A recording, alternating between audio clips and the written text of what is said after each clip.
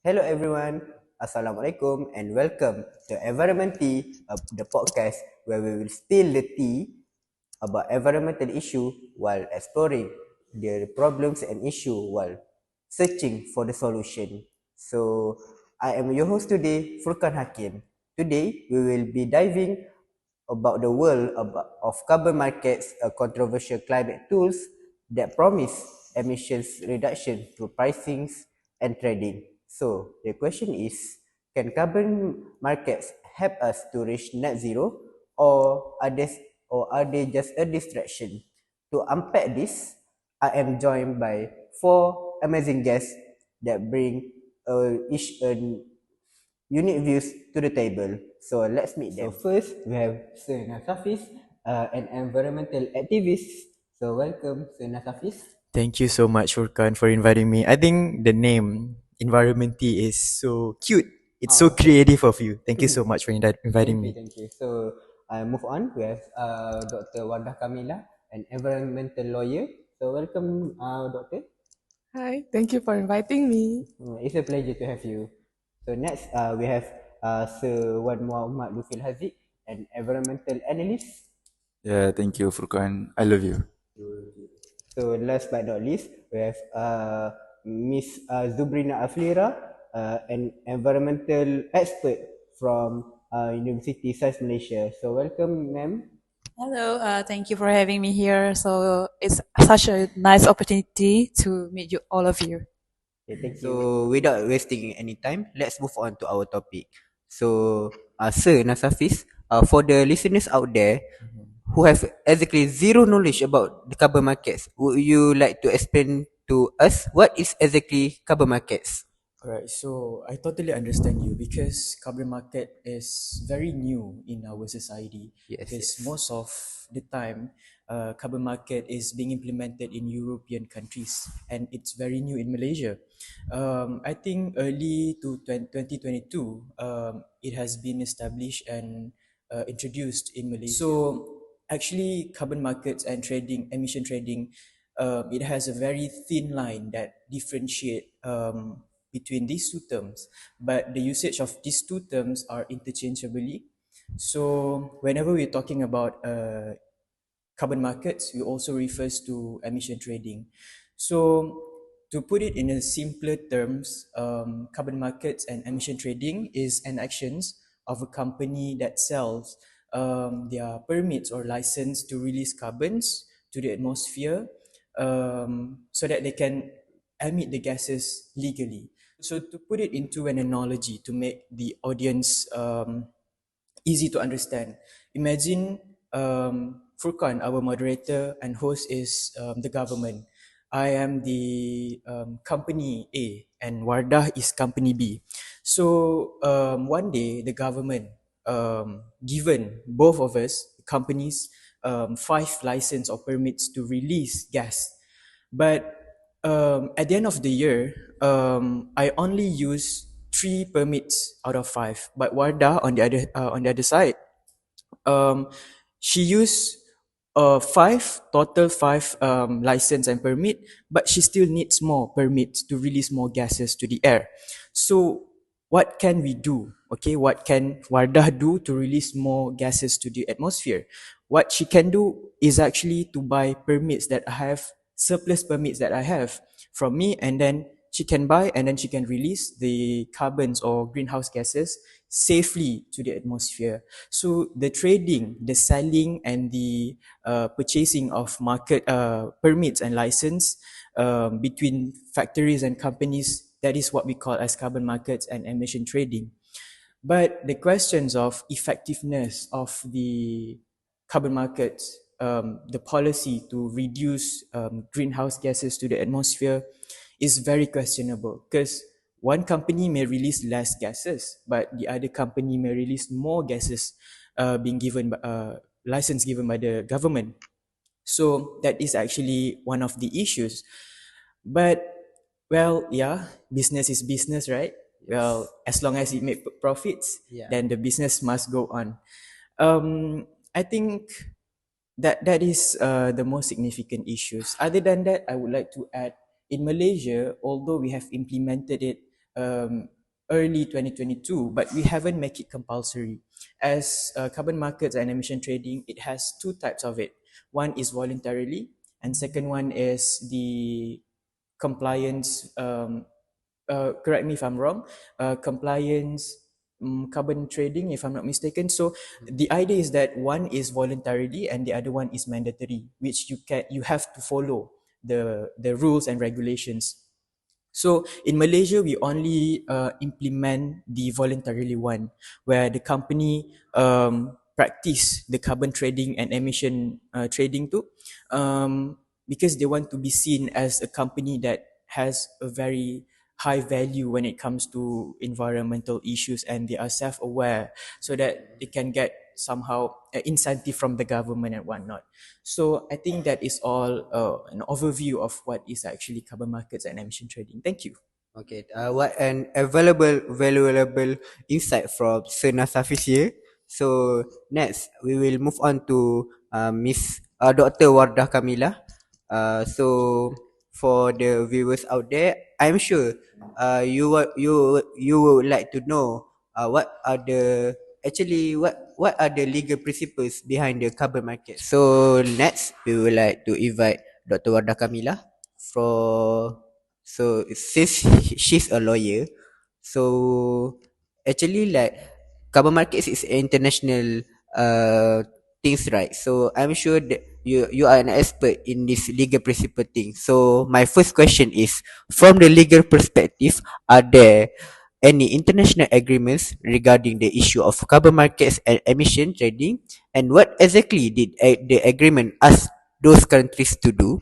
So, first of all, thank you for the question. Okay, so there are a legal perspective in international agreement, which is the first one is Kyoto Protocol, and also the second one is the Paris Agreement. So we will go first with the Kyoto Protocol. Okay, so actually this agreement was adopted like way back in 1997, but it only started working in 2015 actually.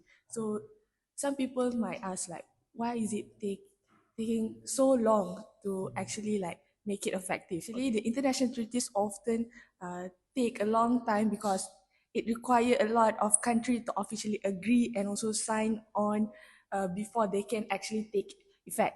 So the Kyoto Protocol was something new because it was the first legally binding international agreement that require only developed country, to reduce their greenhouse gas emission. So that means countries could not just make promises. They need to have a real obligation to cut down the pollution that causes climate change. Okay, so the main goal for Kyoto Protocol, which only applicable for developed countries, is because they want to reduce the emission by an average of 5.2% below what they emitted in 1990 during 1990. Okay, so specifically for the period between 2008 and also 2020, 2012, I'm sorry. Okay, so why it's only targeting the developed nation is because they have the principle that called as common but differentiate responsibilities. Okay, this means that the idea recognizes that developed country have contributed most of the climate change, right, over the time, because they are a huge country. Okay, so they should take the lead in fixing the problem. At the same time, developed country also were given like more flexibility, since they have not caused as much pollution and may not have the same resources to change quickly. Therefore, that's the reason why the only developed nation are responsible in Kyoto Protocol. I see. So like from what I understand from your speech just now, why does the those countries took a long time to ratify the agreement? Correct me if I'm wrong. Since I have learned the concept of sovereignty back in my study days, there is you cannot basically force any state to enter into an agreement, because it is state sovereignty, the power to legally to enforce into any agreement, because the state has their own power to do so. So next, my next question, I would like, like to add. I would like to on the CBDR just now. Wardah mentioned about common but differentiated responsibility. So, actually, for the audience who are not familiar with that term, common but differentiated responsibility is a situation where countries have a different responsibility to the issues of the environment. Those countries who contributes more to the environmental issues will have the biggest responsibility. So I would like just to add, just in case the audience didn't know about it. So yeah, thank you. Alright, thank you, sir, for your ni. So next question. So, doctor, I would like to ask, how did this country actually meet their target? Because I think it's a big target, to be honest. Okay, so this is where the Kyoto Protocol actually get really creative. Okay, it introduced three market-based tools to help countries to reduce the emission in a cost-effective way. Okay, so the first one, there is something that we call as CDM, which is Clean Development Mechanism, which allow the developed country to invest in projects that can reduce the emission in developing country. Okay, for example, a country in Europe might fund a like wind farm in India. If that project reduce emission, therefore the investing country can get the carbon credit. Okay, because it can use to help meet its own Kyoto Protocol target Yes. at the first place. Okay, so technically, like the process involve project proposal, independent audit, and also official registration. Basically, it's a win-win situation where developing country get funding and access to clean technology, while developed country get a more affordable way to reduce their emission. Okay. Second, there is something called as joint implementation. This is almost similar to CDM, but it is for project between developed country and economies in transition. For instance, Russia or Eastern Europe country. Okay, so one developed country can invest in an emission reducing project in another developed country. So the host country can check the emission cuts and give the investor emission reduction units, which can be used to also meet the Kyoto Protocol target. Okay. So third, there is international emission, where if a country emits less than its allowed limit, so it can actually sell its extra pollution allowance to a country that's over its limit. It's the same one as Nas Hafiz, Sir Nas have talked earlier. So it's actually great, create a global market for emission and actually encouraging the reduction where it's cheapest and also most efficient. I see. So last but not least, for doctor, so you have been mentioning about Kyoto Protocol and Paris Agreement. So what is exactly is the Paris Agreement and how does it work? Because I'm sure the viewers and listeners out there are wondering too, just like me.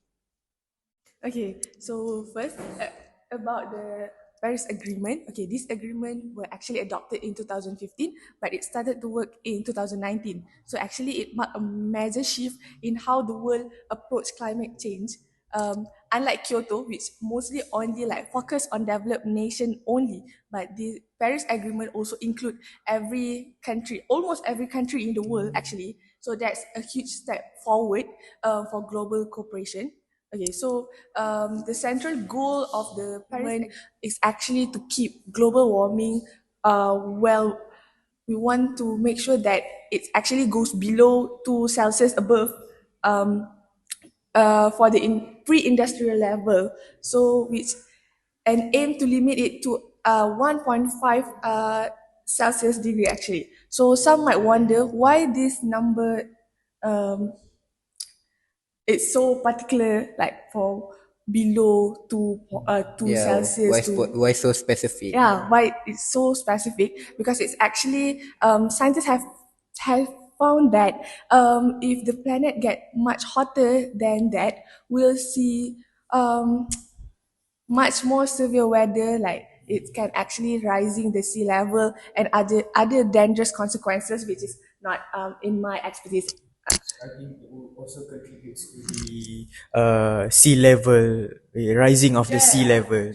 Yeah, I've been hearing some news that by next 20 or 30 years, there are maybe some cities in the world such as Jakarta who will be submerged in the water, which is caused by the rising sea levels. So yeah, Great information. I just thank you. okay. So actually, there is the reason of why this target were made by the scientists, because the scientists believe that that is the best available choices that we have. Because of that, that is what the Paris Agreement actually like aim for. Okay, so kamu ke mana bukan? Banyak nak kan? Bukan. Bawa kan? Nah, oh, okay, okay, okay. Sambung. Okay, so next, the Paris Agreement actually work when each country set its own climate target and plans, called National Determined Contribution, or we can call it as NDC. Okay, so these are measured according to each country's circumstances and also capabilities. And also, every 5 years, a country are required to update their NDC and make them more ambitious. To make them more ambitious, like there is a competition where you need to make sure that your country, um, like according to the target that has been put.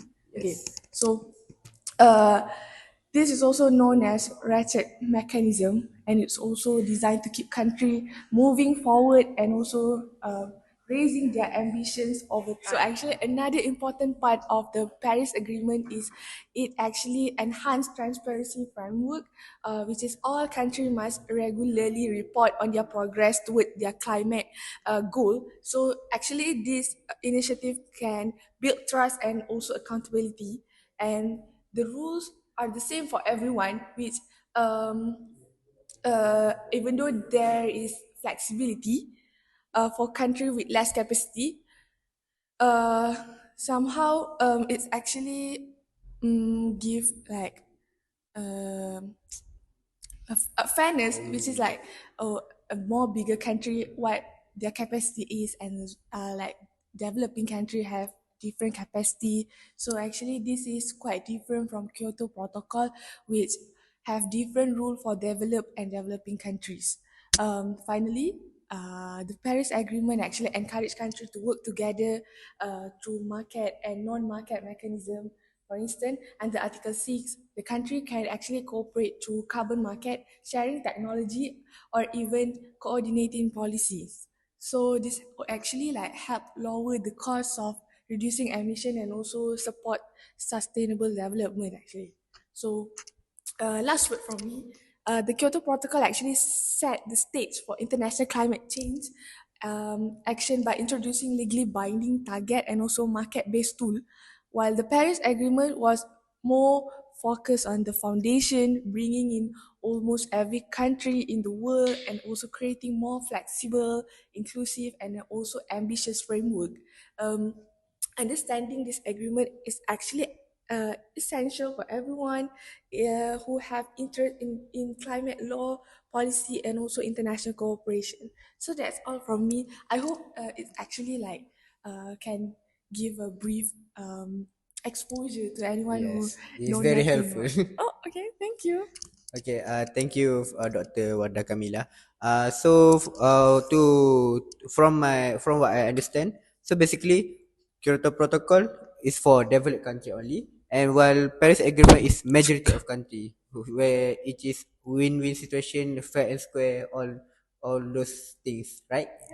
Correct me if I'm wrong. Okay, so let's move on to our third speaker, Sir Wan Muhammad Lufi Haziq. So we have heard what is exactly carbon markets. What are the legal principle behind the carbon market? So let's now hear from Sir Wan Muhammad Lufi Haziq. What are the challenges of the carbon markets? So please, sir. Okay, so the other speaker have talked about the overview and the regulation. So, but I'm now want to talk about the reality of carbon market. So the carbon market is an incentive or like a solution to our long problem that we have like what problem? What such problem we have? Yes, the Yeah, pollution, and about the rising sea level. Yes, yes, it's yes. about the pollution around the world. So, um, carbon market is created to solve that problem, but we have some issues or problem to um, um, we have a problem in the carbon market The lah. implementation of Yes, the the carbon market implementation. is not So as flawless as how it yes, sounds. Yeah. it's like it looks like just a perfect tool and smart, efficient, and all that. But that just on a theory. But on practice, it's have many problems. Okay, Yeah. Not gonna like lie. the popular problems about the carbon markets, market manipulations, carbon leakage, the lack of enforcement, and also greenwashing. So first, what is carbon leakage? So the carbon leakage is the main problem about the carbon markets. It's when a company move their production or factory to another country, maybe to Asia, or a country with less regulated rules. Okay, Yes. so why is that a problem? So the problem is they not exactly reduce the emission, but they just move to another country that's not yeah that's not seen as a solution, but Yeah, true. they just have another problem to Yes, another yes. country. So for example, the German, the country with very strict rules and environmental law, they want to avoid the law in their country, so they move um, their production to another country with less regulated, like India. So they don't need to pay a high price for permit, and they can do whatever they want in India. Okay, so there's a very serious problem. One of the very serious problem lah. But another problem that we have faced is market manipulation. When a company buy a chips or a or an offset with very low price, and it has very poor quality. So, but they claim themselves to have such a what we call an effort to reduce the emission, but they're buying a low quality and cheap offset. They're not gonna seem to solve the problem lah. And then and the market manipulation will lead to the greenwashing. Greenwashing, it's like the company acting like um, they what they concerned about the climate change, but they actually didn't do nothing. Okay. Oh, basically, it's like a hypocrite, right? Yeah, it's like where we call a greenwashing. It's like a brainwashing people around them to make people believe that they actually do to solve the problem, the carbon emission, but they are not. Okay, so um, the greenwashing actually they will defeat the public trust and undermine real sustainability effort. Okay, so the last problem, the main problem is um, the carbon pricing. Okay, carbon pricing is actually a concern when it gets too low. Like a carbon price per ton in Europe is like an 85 pound to 100, and it's considered very low actually. Okay, I see. because of experts say uh, experts say at least 50 to 100 pound need to be yes need need to meet the Paris Agreement goals. Okay. Oh, I see. So even the what do you call it? So it's when carbon price gets too low, it doesn't motivate companies to adhere the rules. So When the price of permits is too low, isn't it too easy for them to buy carbon yes, credit? yes, Yeah, yeah. yes, it's the problem. I have been wondering the same too. Thank you, sir, for raising my. Yeah, yeah. Okay, okay. So, have you guys have any opinion on the challenges? Yeah, I think that's a very serious problem that we are Yes, facing right now. yes. Yeah. Thank you for having me. Okay. So, any other speakers want to add? No. No. Okay, okay, okay. So like as we can see, like the carbon markets maybe seems like wow, what an innovative way to combat the climate change. But yeah, we're not gonna lie, there is nothing such a perfect things in the world. There must be flaws. So thank you, Sir Lufil Haziq, for pointing those challenges of the carbon markets. Thank you so much. So let's move on to our last speaker, Miss Zubrina Afira. Yes. So we have heard what is exactly carbon markets, the legal principles of the carbon markets, and the challenges. So now, maybe we would like to ask you, Miss Zubrina, what are the effectiveness of the carbon markets? How far does it succeed in combating the climate change? Okay, so carbon markets, emission trading, cap and trade, we keep hearing these terms, but are they really effective? So I'm going to explain that part today. So first, we will look at what is working and what is definitely not working, and whether this whole carbon market really is helping fight fight the climate change or just letting the polluter off the hook. Let's start with the big questions. Are this system actually reducing emissions? The EU ETS system, which is the biggest one out there, say yes. They have seen like emission drop by like at the percentage of 35, but some of the critics say environmental expert critique that this happened during the financial crisis, which is starting from 2005 until 2008, if I'm not mistaken.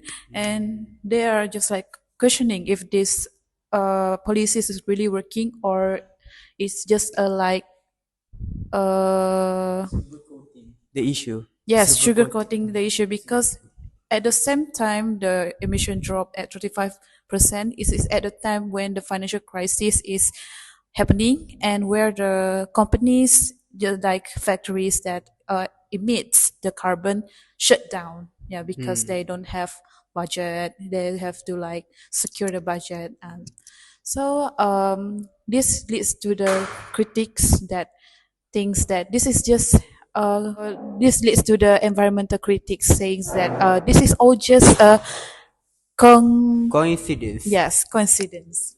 And there is this one other problem. At the beginning, they gave out way too much permits. So this permit is way cheaper than the companies trying to spend their budget on cutting their emissions. So they would think like, why will we waste some spending on their initiative to cut the carbons? Why don't just we buy the permits because it's cheaper?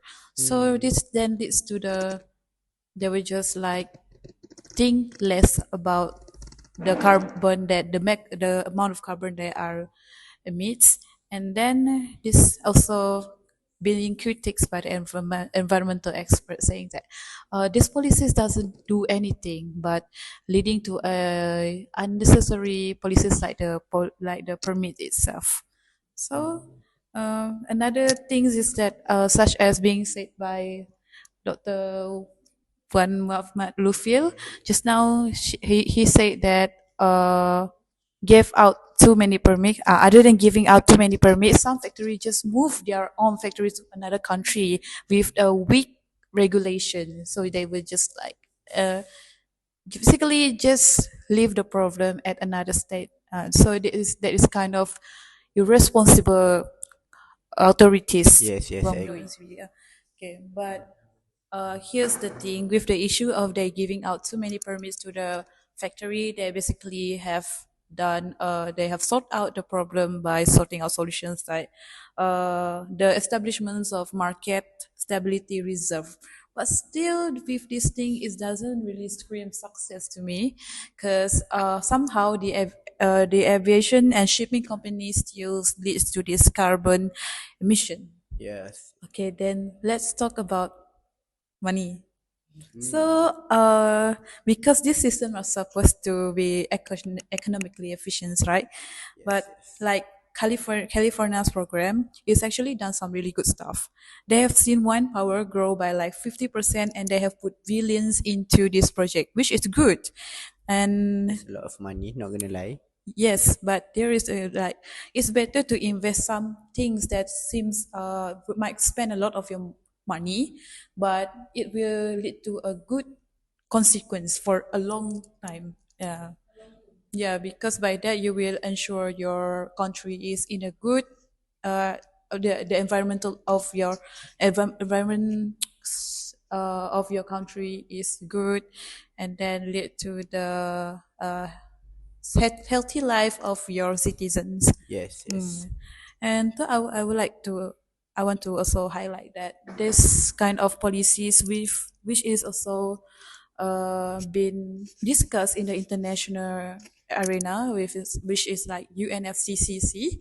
It doesn't really like, okay, today we gather here today, for example, like you are the representative of Brazil, I'm the representative of US, and this is China. Today we discuss on how to cater the issue of this, and then we have discussing and debating on the things that we really want to debate relating to our country, and then we will end it with drafting resolution. And then when it is come to the resolution, I would like to say that not every country will agree with your policy because of their own international interests. Yeah. Yeah. And then thus this will question, you might as well questions, but why would they discuss this in the first place? Because it is how this world works somehow. Democracy. Yes, democracy and also our international interests as well. Okay, so by these policies and all, it doesn't even though it seems like it's not working in the surface, but we see that the authorities been trying their work work hard, like to at least reduce these emissions to a lower percentage. It's better than doing nothing at all for the sake of the world and all. Yeah, it's about the effort. That's better. Yes, exactly. It's not just like we are just sitting here and then don't care about our mother nature. Actions speak louder than words. And then we know that with these carbon emissions, it will lead to the global climate change, like understand global? Global Yes, warming. global warming. And then it's after this global warming, it will lead to the sea level rising and Yeah, all. just like how what discussed just now. Okay, so I think that's all for me. Okay, thank you, Miss Zubrina, for a amazing insight from her. So, for all the speakers, is there anything you all would like to add? Yeah. Maybe something about the implementation. Since Malaysia is still new, maybe we can look at how European countries do it. Though it seems like some says that it's not working, some says there is so much problems behind the implementation of carbon markets and emission trading. But at least at the national level, Malaysia, we're doing something for a better and greener world. So maybe now we are on the voluntarily carbon market. Maybe in the next year we can you know Properly enforced. properly enforce the carbon markets and make it mandatory for the companies to comply to the rules and set how many percentage of carbons and greenhouse gases that they can release in a year, so that we can keep this world, Malaysia specifically, as green as possible, because we're not living this world alone. We're gonna have children after this, and obviously they're going to live for long, for God knows how long. So yeah, maybe Malaysia can start to make it compulsory after this. And Thank you, Sir Hafiz. So yeah. also, I would like to add to Mr. Nashafi's point just now, saying that we're actually doing something, right? But not exactly how the European doing things, because their technologies are more advanced, and we can say that they are also advanced in the terms of economy. Yeah. In aspect of Malaysia, we can see that our countries really care about the environment. Like in University of Malaysia, they already started the the like the policy, not really policy, but the practice of using less plastic stuff. Yeah. Yeah. It's a good policy. Yeah. Yeah, it should start from school. Where is the kids? Actually, it should start from home. Yeah. Where we should talk, being teach about the environment stuff. Like we can see that even our own neighborhood, they also like burn something, like burn those. Yeah. Yeah. Neighborhood. Just say it, Indonesia. Yeah. But we cannot really blame them 100% because of the volcanic eruptions. So thank you, Miss Zubrina. Sir Haziq and Dr. Wardah, you would like to add something? Yes, we as an individual, we also have a responsible to reduce. Yes. Okay. So it's like the public message, like stop open burning, like the old people used to burn their trash Yes, that's what I like. in their backyard. Yeah. It maybe seems like a small matter, but Yeah. eventually it's what that contributes to the air pollutions and whatnot. Yes. Not just for a big tech company, but for people like us, like Yeah. So for student. me, actually, today podcast giving us the insight of what actually the carbon emission is and what is actually our effort to reduce it, whether from developed country or developing country. We actually try to do something, but sometimes everything come with advantages and also disadvantages. Sometimes it's successful, sometimes it doesn't seem to be too successful. Yeah, But it's yeah. okay. We will always figure out on what can be done, what can we do better in the future. So it might take time, but actually, as long as we giving as long as we give the effort, we can actually solve this. But might not be now, but maybe later in the future, because like Serena say that we have that future generation might also might solve this, but um, what we need to do is never stop from finding the solution and also how to at least reduce. It's better for us to do something rather than doing nothing. Yeah, true. Because like if we give up now, then how about the younger generation, the future generation?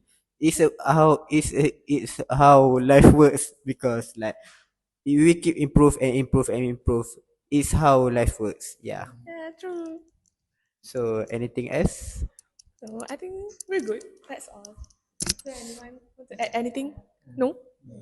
Oh, Aku tak doktor lagi. But never mind. I'm not a doctor yet, but as Soon.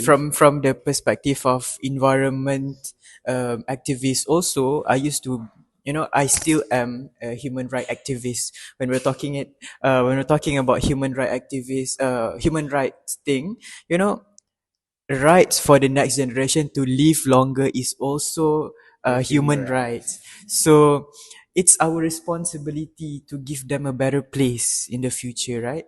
So yeah, when we're talking it from the perspective of human rights, you can also put it into that perspective lah. So we as an individual, starting from now, we should be more mindful when it comes to environment. Also, to keep this environment safe and safe to live in, not only from the carbon emission but also from other aspect, the forest degradation, those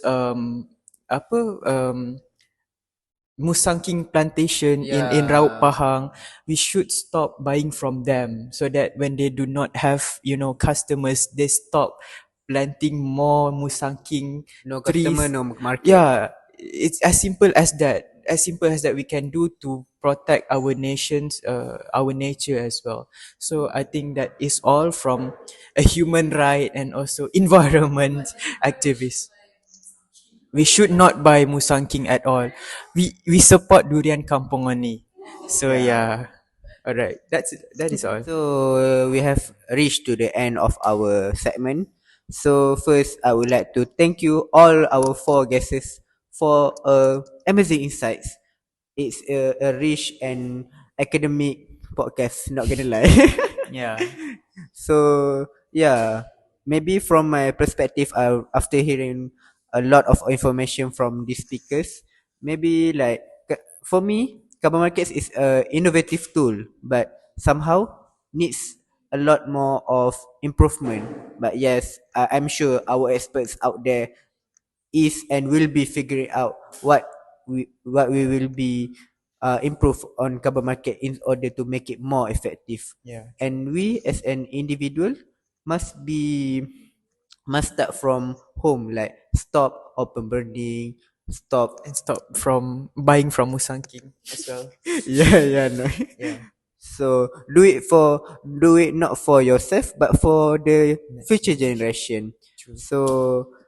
So I think that's all from us. Thank you. Thank you. Bye.